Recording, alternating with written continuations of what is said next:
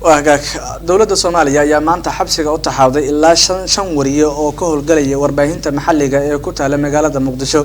ورياشان أيام لقى قبت إسقوس كيلومتر أفر حلي أي دوبيين قادي ليدا عبشدا برنامج كديجي ودوين كوجم همسن مقالة مقدشو سرقال تليا سلقة دقمده هالوداك أيا سب برير ورياشان جردل أقول جيستي إسقو أو حبسك أو تحابي وحنا هي طلابة أو قاضي متشرعي كفوق هذا ورياش الحرة وحكوجر ورياه جوبشوق علي آذن مؤمن كاس أو إن بدن براه بالشدة سيجار أهلوجا يقانو علي سودوين كذب سيدا بحول عن مانتا محمد ما سنتهاي إن سيدا أتل مانتي كوح أنا وان كوجر ورياله مانتا ولا حري إن سببتا الله حرينا وحي أهيد إن ورياش هسيكون يردين إن تبيان wararka dadka banaanbaxa waday labadii maalin shalay iyo maanta magaalada Muqdisho banaanbaxa ka waday waxaana loo sheegay markii aan tagnay halka banaanbaxu uu ka socday inaan sharci darro ku dhaqmayno ciidamada ammaanka oo soo daahay ayaa yimid goor dambe markaas inagoo rabnay inaan shaqada bilowno ayay sameeyeen in ay hawshii ay qabanayeen ma ka bilaabaan wadaashin jir dilaan waxaan aad uga xumahay in maaragtay jirdilkii ugu badnaa uu ku dhacay Yaxye Xaaji Colaad inuu ku dhacay taasoo ka dhigan isaguna kaamirada siday saadaradeedna oo si gaar u muuqday jirdil aan loo meel dayin ayay maaragtay u geysteen waxaa intaas kadib dhacay in la handaday la aflagaadiyay ciidamada uu dhaqanka marka laga eego ciidanimo ay ahayd sifadii ugu xumeyd ee lagu kaco qof bini aadana oo xaq leh in sifa aan sharci ahayn maaragtay jirdilka lagu geysto dabadeed waxa dhacday in sargaalka gaashaanlaha lagu magacaabo Shucayb oo ah taliyaha saldhigga booliiska ee Holwadaag uu howlgalkiisu uu nagu sameeyay meel aan ahayn degmadiisa waayahay ma waxa ula jeedaan inta eeriyada oo maamula meel ahayn oo ka soo xirtay sababtu waxay tahay isagu Holwadaag ayuu ka yahay sida cadalkooda og yihiin taliyaha booliiska uu ka yahay meesha dhacdo ka dhacaysay banaanbaxu ka socdayna waa degmada Hodan waay waxa kaaga sii daran taliyihii saldhigga booliiska ee Hodan wuu joogay goobjoog ayuu ahaa laakiin waxaana loo sheegay xishoodka taliyaha ku yimid inay tahay in laga darajo badan yahay ama xagga si wanaagsan darajooyinka darajada ciidan laakiin waan garan weynay qaabka foosha xun ay ninkan loo dhaqmayo waxyaabaha aan la qiimeynay waxa kamid ahaa in ciidankii isagu uu maamulayay ay u sheegayaan taliyuhu wuxuu ku dhaqmay inaysan sharciga sharci ahayn oo baalbarsantaa sharciga ciidankuna ay leeyihiin dadkan waa wariyaal waqtigana waxay ku eedeysiin muuqda malahan taliye ee gacantaada ka daa isaguna aad u canaananay marka waxa isweydiin mudan sida mas'uuliyad loogu aaminayo qof dhan oo darajo intaas leeg oo gaashaan la jooga in uu sifada arxanka ka fogaan la dhaqmay waayahay dhageystayaashii anagaba bal sharaxaad kooban inaga sii meesha la ka qabtay saacada la idin qabtay iyo cidda jirdilkeedin geystay inuu mataliyaha yahay mise amar uu bixiyo ayaa la ku jirdilay haddii aan sharaxaad ka bixino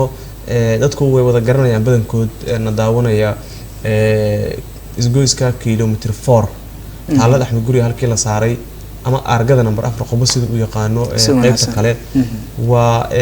si kala hadii loo yiraahdo maaragtay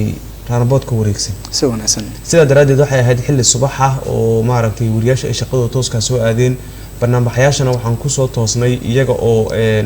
waa barigiiba xilliga caadiga ee hurdada laga soo tooso iyaga oo goobta tuban maadaama aan heleynay qoraallo codad iyo muuqaallo lagu daray sawirro ee dadkuna la wadaagayeen maadaama aan u furanahay bulshadana la hadalno sida daraadeed barnaamijkaas oo goor hore la soo diyaariyay ama dadku ay isugu yimaadeen goobta wax ka dhacayeen ayaa suura gelisay in maaragtay anaguna aan tagno inagoo u degdegayna si aan maaragtay cabashada u soo gudbino fariinta bulshada loo gaarsiiyo sida daraadeed ciidamada ammaanku shaqadooda way ka soo daaheen caadiyan waliba ninkan sida foosha xun loo dhaqmay waxa dhacday in goor aragta marka meesha soo imaadeen shaqadiisa ahayd anigu haddaan caqliga saliimka adeegsado inkasta oo uu leeyahay wax oo qallaasa keenaya markastaba haddii aan ciidan ahay waajib ay iga saaran wax ka qabashadooda haddana waxaan arkaa mas'uuliyadda in kala leeyahay وما لها مسؤولية aniga hadday ii muuqato qalad ka socdo madaxtooyada xaq uma lihi inaan maaragtay toos wax uga qabtay qofa iga xiga macna saadaraadid aan waxaan qirsanaa in laga xigay oo gudoomiye degmo meeshu leedahay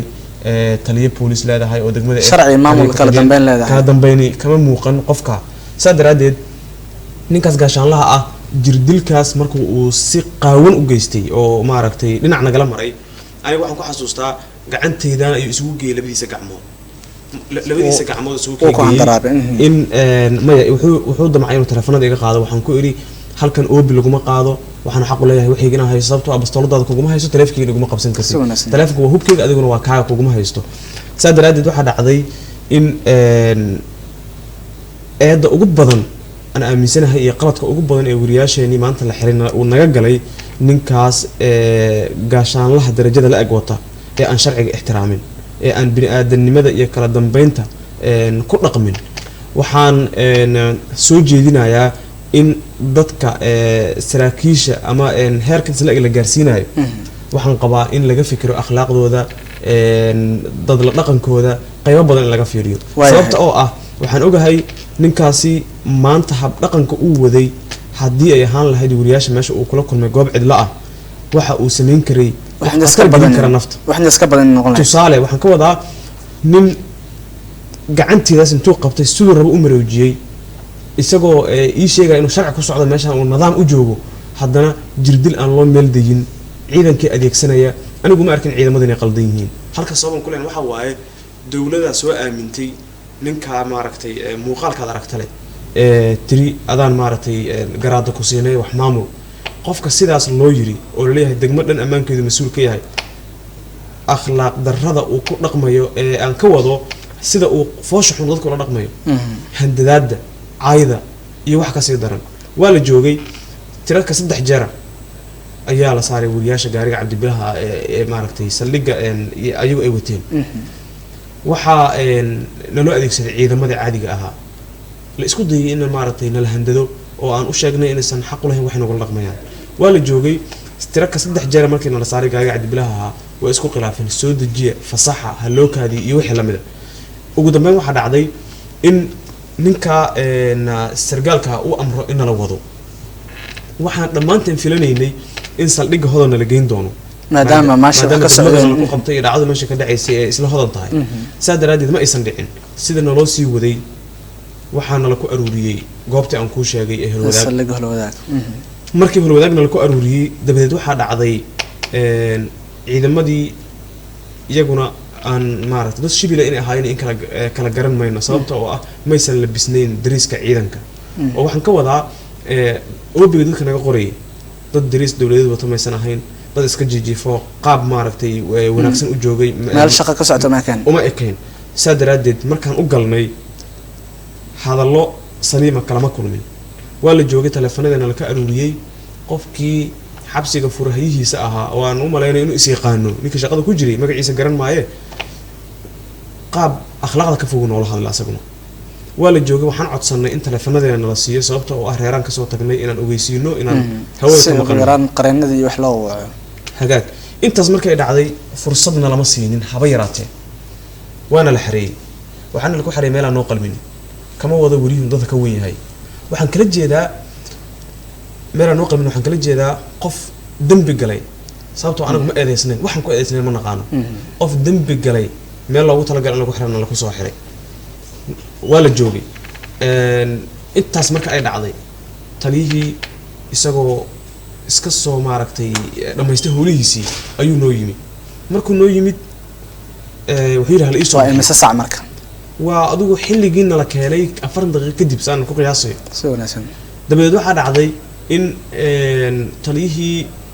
uu yimid saldhiga sida naloo sheegay waana la soo bixiyey markiina la soo bixiyey xaafiis uu ku shaqaynayay oo qurux aanan ku arkin ayuu jooga caadiyan saa daraadeed xaafiiskan ugu tagnay hadalka wuxuu ku bilaabay wax shakhsiyadda qofka dhaawacaya oo aniga ugu bilaabay waa akhlaaq xun tahay waa sidan iyo erayo kale oo ka fog cadaaladda uu ii sheegayo inuu kursiga ku fadhiyo markaas saa daraadeed anagu waxaan tabanaynaa inuu qaabka ugu fool xun ee bini'aadam loola dhaqmo inuu ninkaasi noola dhaqmay talada aan soo jeedinayno waxay tahay wariyaasheenna maanta la dhibaateeyey in qof shakhsiyadaas oo kale leh aan ummadda la horkeenin loona sheegin ummadda inuu hogaamiyo. waayahay sidee marka ku suurto gashay in xabsiga la kaga soo daayo? xabsiga waxaana la kaga soo daayay aragtida laba qofood oo aan marka koowaad u mahad celinayo agaasimaha maaragtay Universal TV Cabdullaahi Xirsi oo door wacan oo muhiim ka qaatay in la soo daayo. waxa kale oo isaguna aad iyo inta mahad gaarta mahadsan gudoomiyaha gobolka Banaadir oo isagoo shaqo qiyaasta dadka xamar jooga mas'uuliyadooda haya inta ka soo tagay garowsaday inaan nahay dad u muhiim ah bulshada xamar ku nool saadaradeedna yimid halkiina la ku xiray. gudoomiyuhu wuxuu noo sheegay inuusan wax sax ah u arkin qaabkana loo macaamilay wixii dhacay waxa si sharaf leh maaragtay aan ula kulanay gudoomiyaha gobolka Banaadir waxaan u sheegnay dhibaatadiina loo geystay wariyaasha qaar kamida xilligii la jir dilayay taleefanadoodii oo ka dhacay meesha maadaama bulsho badan ay joogtay gacantooda uu ka baxay. ma ogin gacanta booliska inuu ku jiro anugu kama warqabo laakiin inuu ka maqan yahay wariyaasha la ogyahay kaliya inuu ka maqan yahay la ogyahay. waxa kale oo soo haray tripodka kaamirada lagu taajiyo lugaha kaamirada qofba hadduu si u yaqaan wariyaashii mid kamid ah kaamiradiisii tarbiyadiisii waa la jabiyay si wanaagsan. intaasoo jirdila oo aan loo meel dayin oo aan rag u ahayn ayaana ku dhacday. gudoomiye inta markaa u sheegnay uu noo garaabay wuxuu noo sheegay in sida ugu dhaqsiyaha badan looga jawaabayo uu booliska uga keenayo jawaab ah in xaqa qofkaas muwaadinka ah ee wariyaha ah ee dadka cabashadooda tabinayay meel lagu sheego iyo in qalabka maqan ee taleefanada koowa ka yihiin iyo qalabka kale ee tabinta loo adeegsanayay wararka markaas aan rabin inaan baahino meel uu kasoo sheegayo. wuu mahadsan yahay ballan uu loo qabtay wuxuuna noo sheegay inuu 100% ka xun yahay fal kasta oo wariye xamar jooga lagu dhibaatay maadaama mas'uuliyadda koobaad isaga uu ka hayo magaaladan. waayahay marka si guud aad qiimeysid hore xukuumadda waxaa loogu eedeeyaa in caburinta wariyaasha ay si gaar ah booliska dadka saraakiisha hadda lagu daray ninka ka dhawaajisay waa dadka nabad laga keenay asarkiisa horena lagu sheegay in kooxaha islaamiyiinta uu ka yimid markaa fiirisid hab dhaqanka iyo hanaanka u socdaan ma isleedahay waxa socoto wixii laga cabanayo wariyaasha ka cabanayaan waa si ficliyan in loo bedelayo markaan waxaa la dhahay oo mahayun kamida hal malaay oo baqti macna uraan badda uu uriyaa waxaan ka wadaa tusaale bal